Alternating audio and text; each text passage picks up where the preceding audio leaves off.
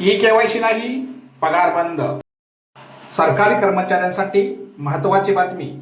आपण जर सरकारी कर्मचारी असाल तर ही बातमी आपल्यासाठी खूप महत्त्वाची आहे.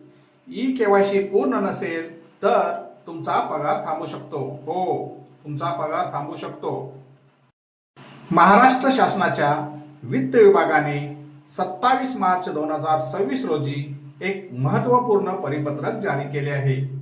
या परिपत्रकानुसार सेवार्थ प्रणालीतील सर्व अधिकारी व कर्मचाऱ्यांना ई-केवायसी पूर्ण करणे अनिवार्य करण्यात आलेले आहे. सरकारकडे सर्व कर्मचाऱ्यांची माहिती जसे बँक खाते, आधार कार्ड नंबर, पॅन कार्ड आधीच नोंद आहे. पण काही वेळा चुकीची किंवा डुप्लिकेट माहितीमुळे वेतनात गोंधळ होतो. हा गैरप्रकार टाळण्यासाठी ई-केवायसी आवश्यक झाले आहे. या परिपत्रकातील सर्वात महत्त्वाचा मुद्दा म्हणजे एप्रिल 2026 ते मे 2026 या वेतन देयकापूर्वी ई-केवायसी पूर्ण करणे बंधनकारक आहे. ई-केवायसी पूर्ण न केल्यास त्या कर्मचाऱ्यांचा पगार अदा केला जाणार नाही याची कर्मचाऱ्यांनी नोंद घ्यावी. कर्मचाऱ्यांनी खालील माहिती तपासून घ्यावी. आपला आधार नंबर आपल्या बँक खात्याशी लिंक आहे का याची खात्री करावी.